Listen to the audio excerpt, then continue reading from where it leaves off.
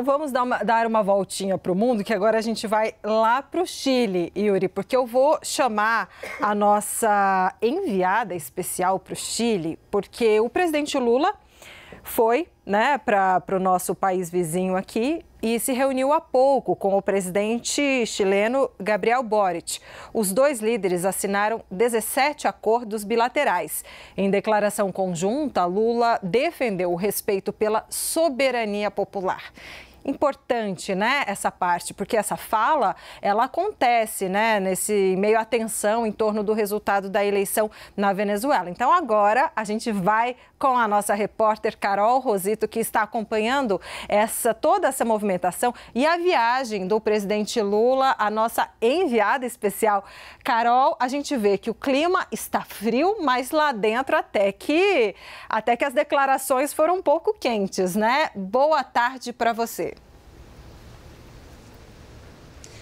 Oi, Débora, Yuri, boa tarde para vocês, boa tarde a todos. Muito frio aqui na capital chilena, nesse momento 8 graus em Santiago, mas a gente segue acompanhando as declarações que com certeza a portas fechadas foram bem quentes, né? Principalmente em cima desse assunto da Venezuela, porque havia essa expectativa dessa discussão sobre o resultado das eleições da Venezuela entre o presidente Lula e o presidente do Chile, Gabriel Boric, que, apesar dos dois países manterem ali o posicionamento do não reconhecimento do pleito, tem ali divergido em relação ao tom, né? O presidente Lula trazendo a questão das atas para poder fazer esse reconhecimento, enquanto Gabriel Boric mais crítico a essa decisão, dizendo que acha difícil acreditar em qualquer tipo de resultado que foi declarado, pelo menos até o momento, pelas autoridades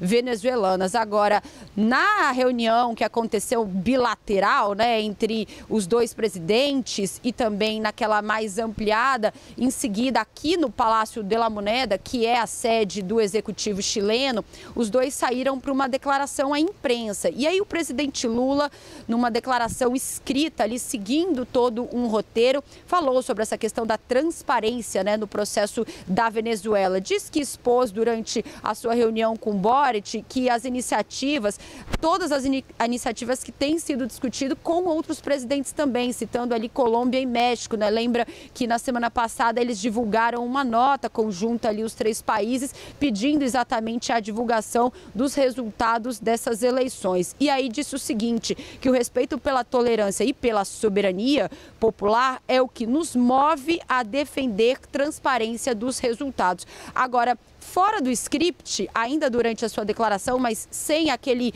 discurso já previamente escrito, né? Ou seja, a diplomacia brasileira já estava discutindo esse assunto com a diplomacia chilena, mas fora desse script, o presidente Lula ali no finalzinho trouxe uma declaração bastante importante também em relação à manutenção da sua posição, quando ele diz o seguinte, que cada país tem os seus interesses, cada país tem as suas nuances políticas, que é preciso respeitar a cultura de cada país, nas palavras do presidente Lula. A gente não pode querer que todo mundo fale a mesma coisa. Já o presidente Boric, que falou antes de Lula, preferiu não citar a Venezuela, diz que isso deveria ser discutido publicamente, pelo menos em outro momento, né? Então, declarações que acontecem exatamente em meio a essa tensão política vivida na Venezuela, mas que atinge diretamente Brasil e Chile, que são países, ou muito mais o Brasil, né, que mantém